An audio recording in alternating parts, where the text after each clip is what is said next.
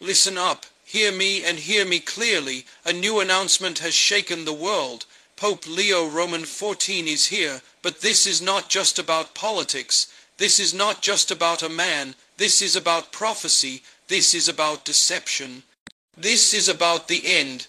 Time's warning that the Lord God Almighty is screaming from the heavens, and most are deaf to it. Listen carefully. Okay. So, maraming nagsubaybay nitong nagpakilalang Bishop Marie Emmanuel na ang naturang obispo daw ay nagpakilalang isang Assyrian bishop. Oh.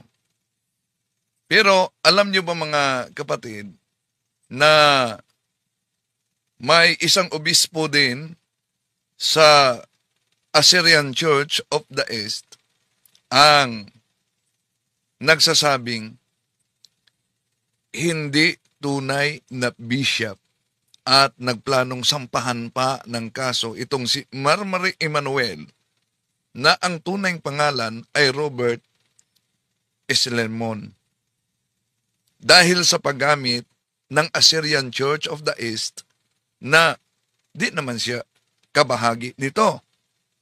At meron siyang hula kaugnay sa pagkapili ni Pope Leo the 14. Tulad sa ibang mga sikta, meron din silang sariling hula. At ito ang tatalakayin natin mga kapatid sa pagkakataong ito. Samahan ninyo ako. Kasi kinalingan, pag palaging inulit-ulit ay magmukha talagang katotohanan para sa ating mga kapatid na kulang ang kaalaman. Ang pagkadaya ay maranasan sa iba't ibang paraan. Pero napakasakit pag madaya tayo sa pananampalataya. Dahil nanganib pati ang ating kaluluwa. Viva Cristo Rey! Pro Dio et Ecclesia! Kumusta? Welcome. At inanyayahan natin, huwag kalimutan ang ating mga suking taga-subaybay na pindutin ang like bilang suporta at huwag din kalimutang mag-subscribe sa mga bago pa lang at pindutin ang bell button para updated kayo mag-comment at i-share ninyo. Acknowledge natin ang mga pumasok. Nandito ngayon nasa linya ngayon si Shadow Kun. Good afternoon sa lahat. Nagsubaybay, Bro Wendell, si Sarah, God bless, Mama Mary. Hello, si Fuckbusters, hello.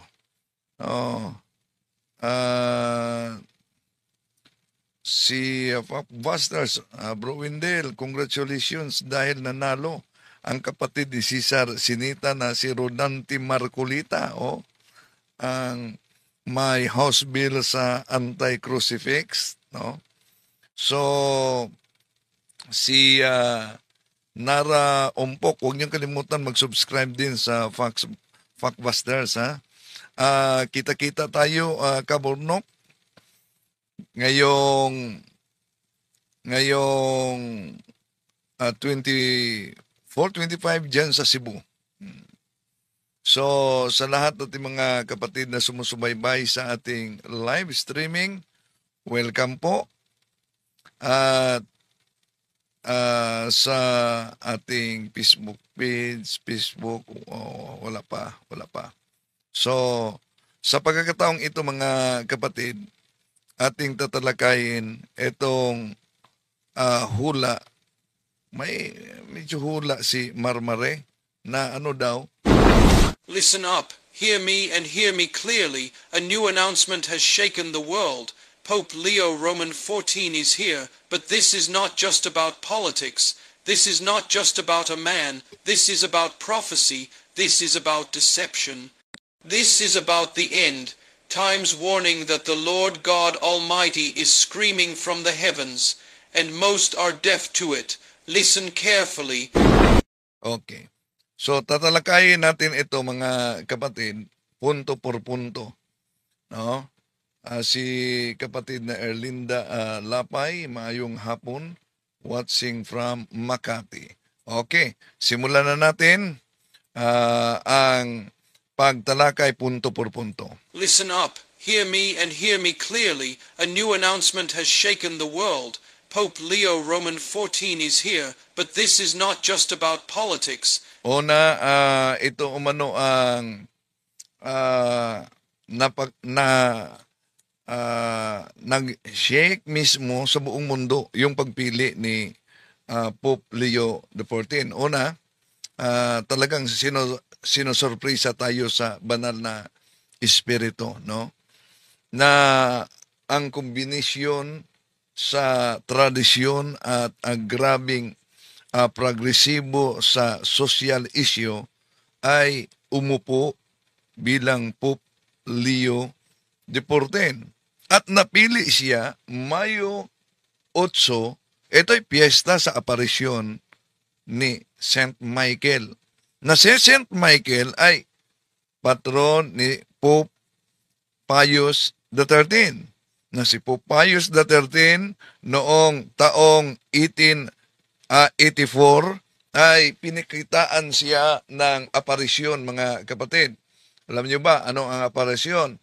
Na ang hello kay Aracelia Vidal dyan sa California. Okay. Ano, alam niyo siguro yung aparisyon na nagpakita sa kanya na si Satanas ay nakipag-usap sa ating Panginoon Jesucristo at humiling na pahintulutan siyang wawasakin at gigibain ang simbahang Katoliko. Kaya may mga hula din na nakasulat lalo na sa iba't ibang aklat, yung Message of the Blessed Mother to Father Stefano Agubi sa Milan, Italy noong June 3, 1989 na ang halimaw, the best is Freemasonry. Sabi dito the best is Freemasonry, which works everywhere in a subtle and dangerous way, which rules and governs throughout the whole world. At di lang yan, sa Revelation chapter 13 verses 2, ituloy sa 4 and chapter 14 verse 1, itong dragon na si Satanas ay nagbigay kapangyarihan sa halimaw ng tinutukoy umano ay ang Freemasonry. His own power, his throne, and his vast authority. So, merong hula, lalo na sa Lasalet, na uupo sa Vatican, at alam niyo naman na may mga cardinal na na-confirm sa investigasyon na miyembro ng Freemasonry. Yeah? Okay. So, ang pag-upo ni Pope Leo XIV ay talagang kailangan at bigay sorpresa para sa atin sa banal na espiritu, pangangailangan sa kasalukuyang misyon ng simbahan. Yeah? Dahil ang daming problema ngayon sa loob at sa labas, mga kapatid. At kung totoo ang mga pahayag nitong nagpakilalang Bishop Marmari Emmanuel, ang tanong, wala ba siyang time na i-research ano ang tunay na iglesia? Ba't umanib siya sa grupo na Assyrian na una, total separated from the Roman Catholic Church? No? So, ang daming mga humihiwalay sa pananampalatayang Katoliko. Kung naniniwala sila sa Biblia, ano ang mabasa sa Biblia? Kung tingnan natin ang San Mateo 24:24, napakalinaw ang sabi dito. Ito ay sapagkat may lilitaw na mga bulaang Mesiyas at mga bulaang propeta. Magpapakita sila ng mga dakilang tanda at mga kamanghamanghang gawa upang iligaw kung maari kahit ang mga hinirang. So meron talagang mga lilitaw na mga bulaang mga ngaral. Ito ay mga antikristo.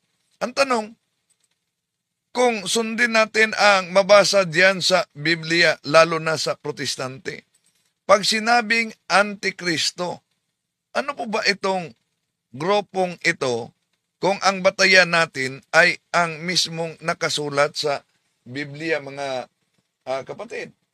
Ito po, tingnan natin ang salin ng mga Protestante sa unang Juan 2:18-19. Ito po ang mabasa natin. Munting mga anak, ito na ang huling oras. Gaya ng inyong narinig na darating na ang Antikristo. Kahit ngayon marami ng Antikristo. Kaya malalaman natin na ito na ang huling oras. Humihiwalay sila sa atin, subalit hindi sila kabilang sa atin. Sapagkat kung talagang kabilang sila sa atin, mananatili sana silang kasama natin. Ngunit umalis sila upang mahayag na silang lahat ay hindi kabilang sa atin. See? Kaya, kung itong mga grupong ito, lalo na mga Protestante, ay totoo ang kanilang pahayag, una, di sana sila humihiwalay sa tunay na iglesia. Bakit? Dahil ang ating Panginoon Jesucristo nagtatag sa tunay na iglesia, itinatag niya sa ibabaw ng batusan Mateo Kapitulo 16-18 at mayroon siyang divine promise na ang kanyang divine promise ay siya'y sasama sa kanyang iglesia hanggang sa huli. San Mateo Kapitulo 28:20, en omnibus debus osque en siculat seculorum. Tuloy natin. This is not just about a man. This is about prophecy. This is about deception. This is about the end. So this is about deception.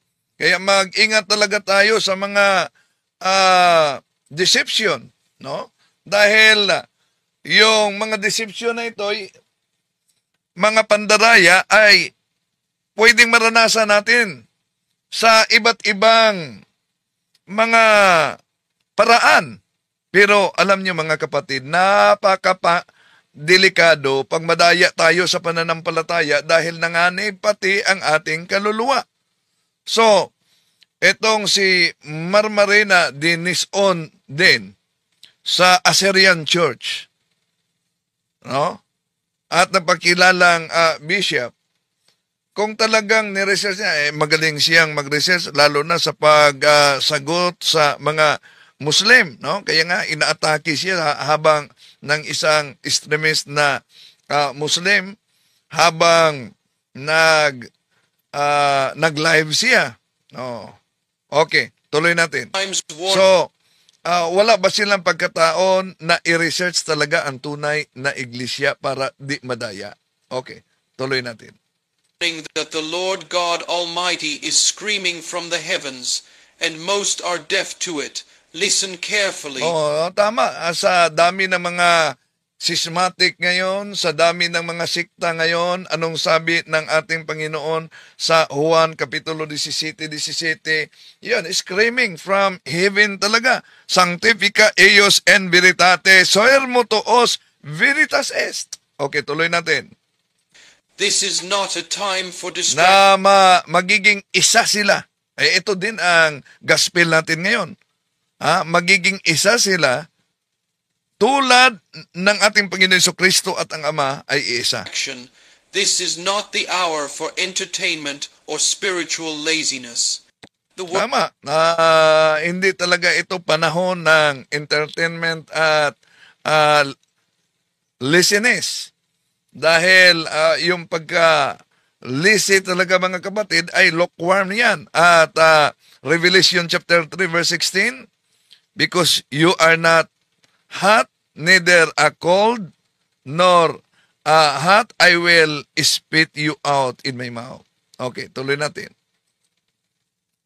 The world is shaking, and yet most people are blind, walking around as if nothing is happening. Totoo talaga. Ang daming mga bulag sa ating panahon ngayon. Ang dami. Nabasa ko nga, ilan ang bumuto kay Pastor Apollo Kibuloy kahit nanalo. Di ba? More than 5 million ang bumuto. No? So, siguro, mga kaanib ito ni Pastor Apollo Kibuloy.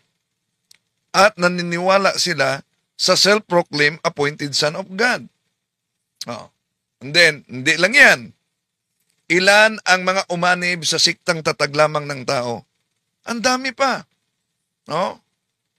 Ang daming mga umanib na karamihan, mga kapatid, kung tingnan ninyo, ang mga siktang yan ay tatag lamang ng tao na wala namang sariling Biblia, nakibasa na lang si G. De Los Reyes Manligis, pa-shout out bro, si Malu Salomon, good PM bro, si Melina Servito, hello kapatid. Okay, tuloy natin mga kapatid. As if tomorrow is guaranteed, there has been a shift, an announcement, a declaration that has rippled through the religious and political world. But more importantly, it has echoed in the spiritual realm.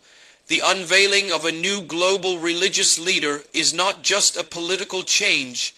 It is a prophetic alarm.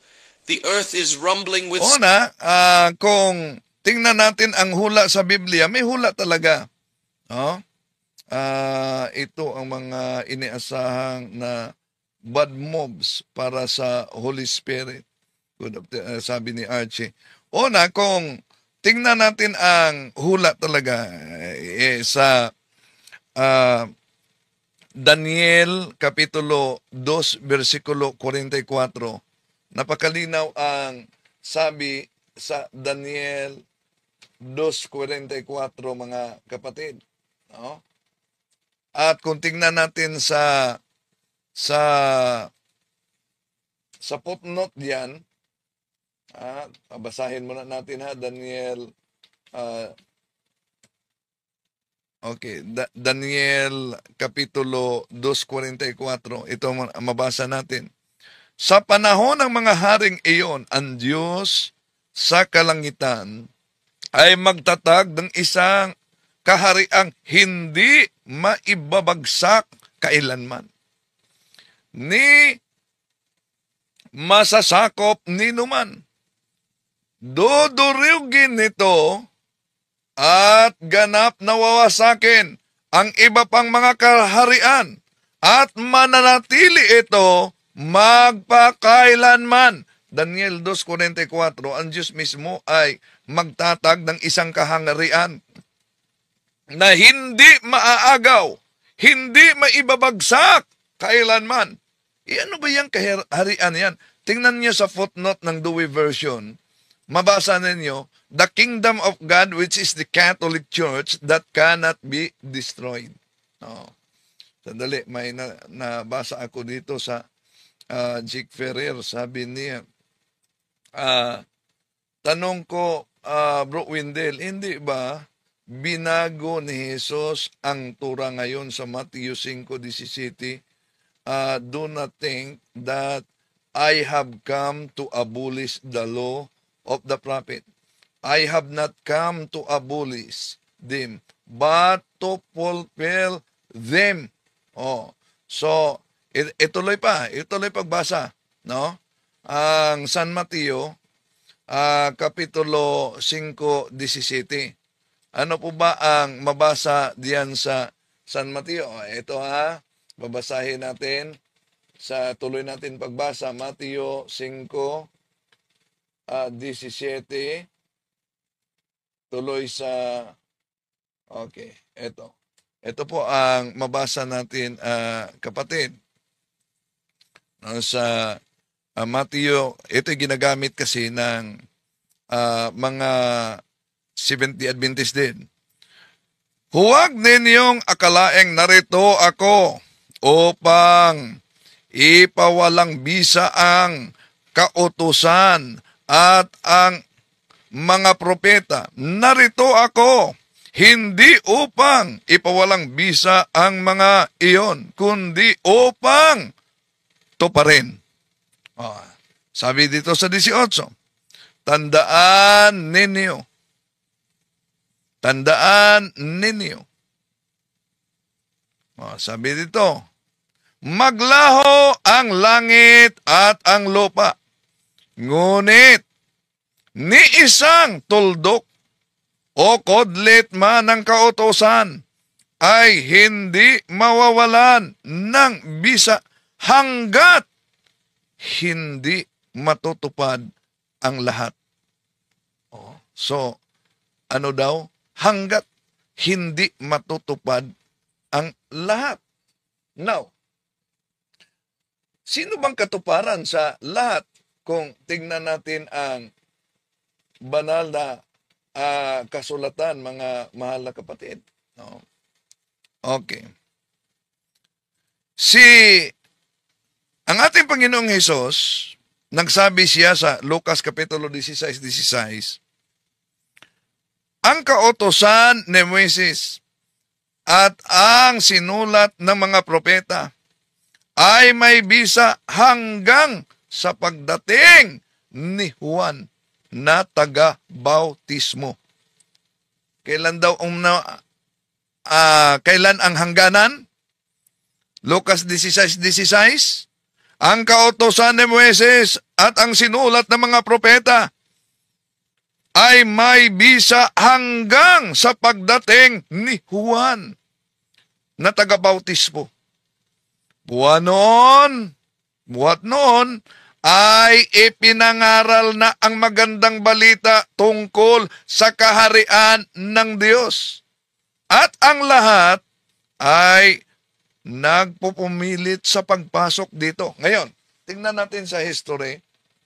Dahil ito'y ginagamit ng mga Seventh-day Adventist kasi mga kapatid, no? Ayon kay RJ, salamat po sa pagtapik na ganito. Madami na naman ang maniniwala sa kanya. Excommunicated Ancient Church of the East Assyrian Christian denomination. Yes, excommunicated siya, no? Okay. Brad Windel, nanalo po si Match Kulita daw. Okay. Okay, tuloy natin mga kapatid, no? Tuloy natin. So si Josephine Maluyo, may channel sa Seventh-day Adventist sa iyong araw. Ang nanalo daw umano na mayor ay ang katunggali ni dating Presidente Rodrigo Duterte. Di po ba si Duterte ang nanalo? Mamaya siguro sa sunod tatalakayin natin. Iba naman kinakalat yan. Fake news, ha? Si Nograles daw ang nanalo, kinukongratulate pa nila. Okay, tuloy natin. Signs, and the heavens are screaming, but humanity is too intoxicated with comfort to hear it. In Bible we are said that in the last days perilous times will come. Men will be lovers of self, lovers of pleasure rather than lovers of God. They will have a form of godliness but deny its power. Are we not seeing that today? So totoo naman yan ang realidad sa panahon ngayon, no, na marami ang nagmamahal sa kanilang sarili. But remember this, the purpose why we are here is to know God, to love God, and to serve God. Churches filled with performance but empty of presence. Leaders celebrated by the world but unknown by heaven. Souls stopped. So iyon, may pinatatamaan na siya dito na ang mga pinuno sa simbahan daw ay nakilala sa mga leader. Sandali muna. Panalo ba? Hindi. Maliit lang ang nakuha. Jake Ferrer sa Buhay Party List. 97,000. Kailangang makakuha ng more than 300 para may isang upuan. So, 97,000 daw. Okay. So, si Sky Isblo. May magandang sinabi si Marie kay Eileen Goldwhite. Saka hindi nagugustuhan ng mga SDA. Okay. Sige, hanapin natin yan. While pulpits entertain, what has happened to the fear of God? What has happened to the trembling at His word? The world is being prepared, but not for peace, for delusion. In Bible, we are said that because people refuse to love the truth, God will send a strong delusion. So, una, kung ang ipinangaral nitong si Marmari ay katotohanan, no? Hindi delusion. 'Di ba? Sa ikalawang Thessalonians chapter 2 verse 10, di daw bakit ba niya kinakalaban ang Santo Papa? Schismatic kasi ang grupo nila. No? Hindi united with the Holy Father. Pero, nag-claim siya na Assyrian. Ngunit, isang obispo ang nagpahayag na siya ay hindi kaanib dahil tinanggal, sinuspindi siya. Although, hindi sinabing excommunicated, sinuspindi siya. Okay, tuloy natin. So that they may believe what is false. If that does not shake you to your core, you are already asleep. When God himself allows deception to flood the earth, it means time is up. Una, kung ayaw talaga nila ng deception, no? Kung ayaw nila ng deception, ay ba't umanib sila sa siktang tatag lamang ng tao? Okay, tuloy natin. Tuloy natin, mga kapatid. It means the warnings have been ignored. It means the judgment is near. Look at what is unfolding. Watch how the media celebrates sin and mocks righteousness. Watch how people applaud rebellion against the divine order. Watch how the lines are being blurred between truth and error, holy and profane. In Bible we are said that what is good will be called evil, and what is evil will be called good. Tama, dahil yun lang mga siktang tatag ng tao. Dami namang mga yumakap na akala nila tunay yun. No? Kaya nga, ulitin natin ang sinabi ni St. Anselm of Canterbury, Fides Quaerens Intellectum, na sana ang ating pananampalataya ay makarating talaga sa tamang pag-unawa. And now we are living in that very hour. It's no longer coming, it's here, and still the majority walk blindly, thinking that religion and tradition will save them. Anti-religion ba si Marmari? Anti-tradition ba si Marmari? Di ba niya nabasa na merong apostolic tradition? How about sa religion? Kung ang kanilang hinahanap ay letra por letra, alam niyo ba na kahit ang mga apostolis may religion? Kung tingnan natin ang Sira Kapitulo 1, versikulo 28, ito po'y mabasa natin. Be faithful in the practice of your religion.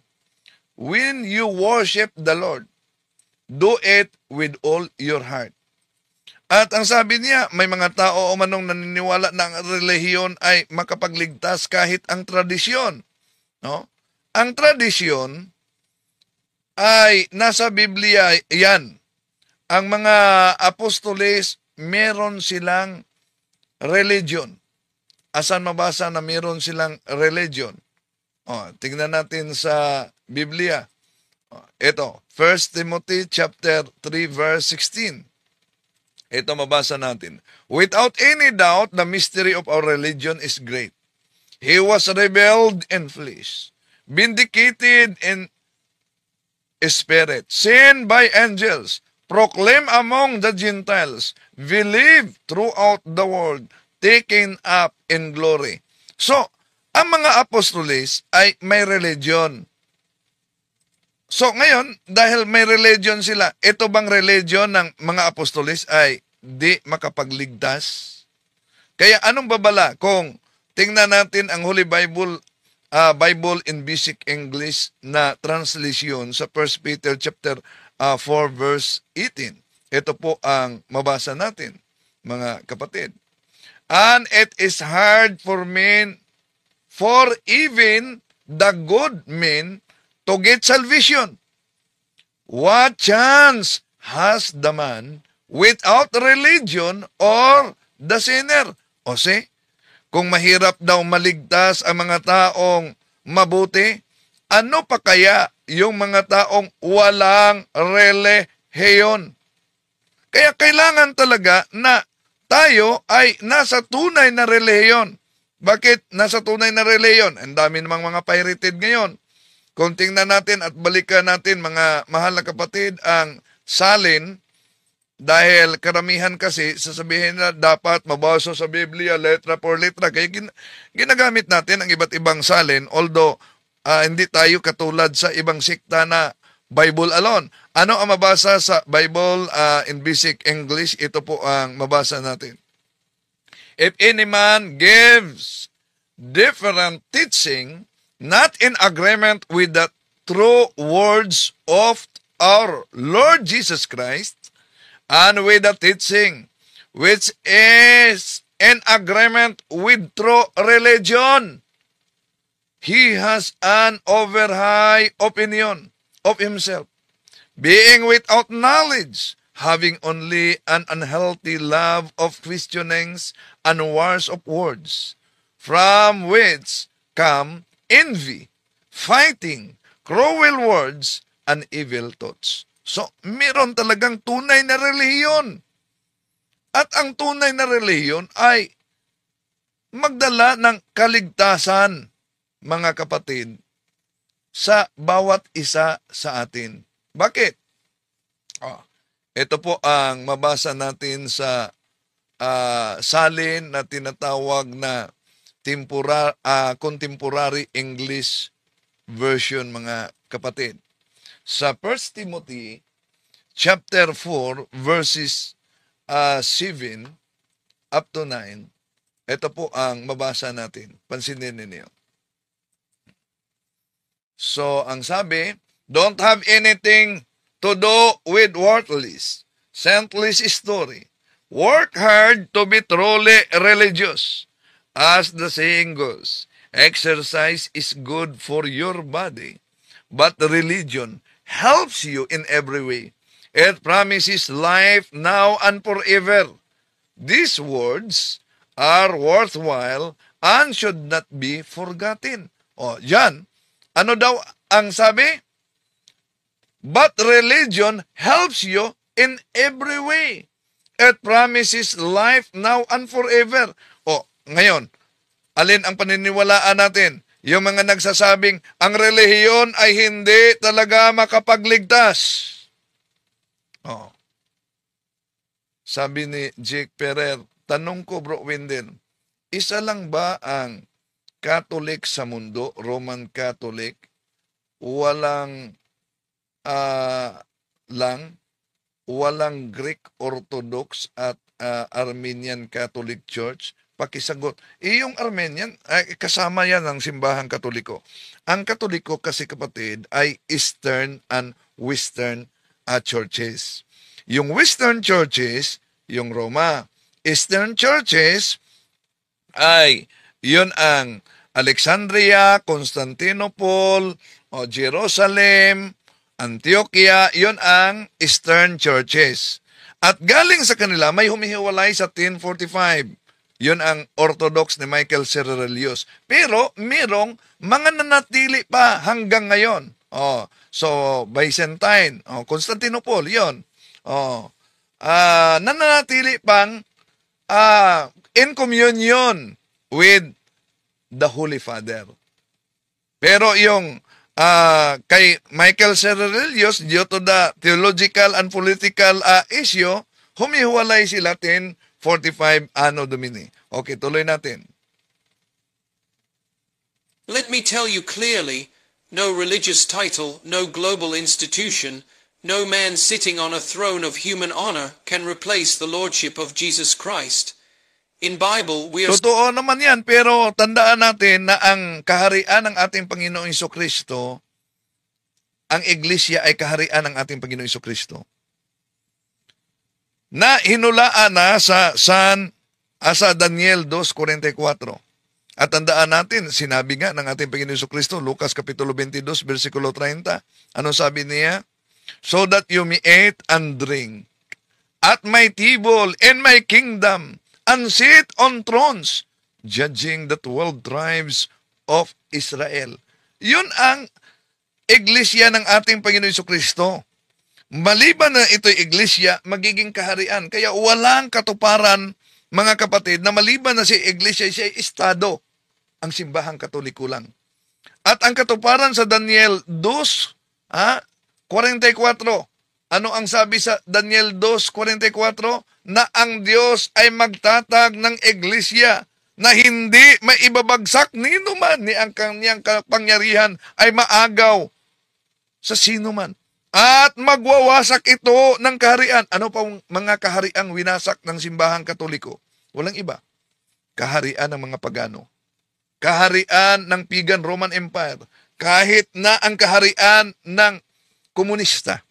Kahit pinasukan nila ang simbahan. Ayon kay Bilyadav na na-convert, isang high rank ng komunista, na-convert ni Archbishop Paul Tonshin. Alam nyo ba? Sabi niya, may mga pinasok sila sa seminaryo na mga komunista. Ang kanilang layunin ay gigibain, wawasakin ang simbahang Katoliko. At nagtagumpay umano sila dahil ang mga komunistang naipasok nila, nagiging pare, nagiging obispo pa. Sabi ni Bilyadav yan. Pero alam nyo mga kapatid, dahil ang ating Panginoon Jesucristo nagtatag ng kanyang simbahan, San Mateo Kapitulo 16-18, sa Aramaic, sabi niya, inaamar na lakdato kipa, wialhadi kipa ebneliti, at isinulat yan sa Greek, Mateo 16-18, et igo di kukiato espet, kago disoy, Petro, sa Greek yan, kago disoy, no?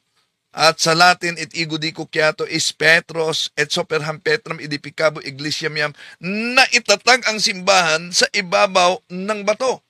Ibig sabihin, hindi talaga guguho ang tunay na iglesia. Pwedeng masaktan sa mga iskandalo dahil even during the time of Christ, there was also a Judas. Sa sino man sa atin na magkasala, sa sino mang mga ordained minister na makagawa ng malaking iskandalo, pwedeng masaktan ang simbahan. Pero ang simbahan ay hindi talaga. Ang simbahan ay hindi talaga guguho. Dahil ito'y naitayo sa ibabaw ng bato. At may divine promise. San Mateo Kapitulo 28:20. Enom dibus esque in siculat siculorum. Nasamahan ito ng ating Panginoon hanggang sa huli. Kaya sa ating pagtalakay ngayon mga kapatid, sana magiging gabay ito sa lahat ng mga naghahanap ng katotohanan. Walang ibang iglesyang itinatag ng ating Panginoon Jesucristo, kundi ang simbahang Katoliko lang. Pinatunayan sa mga history, Gloria Encyclopedia Volume 5, page 106, Catholic Church, Greek Catholicos Universal, term generally applied to the Divine Society founded by Jesus Christ. The New Book of Knowledge, Encyclopedia Volume 16, page 287, the history of the Roman Catholic Church began in Upper Rome in Jerusalem almost 2,000 years ago. Acknowledge natin si J. Don Apipito dyan sa New Zealand. Okay? Margie Asaligan. Hello, kapatid. At sa lahat natin mga kapatid, sana magiging gabay ito sa paghanap ng katotohanan. Maraming salamat po sa inyong pagsubaybay. Hanggang sa muli, itong inyong lingkod. Bye-bye. To make his message known is our responsibility. So here we are to pledge our lives to the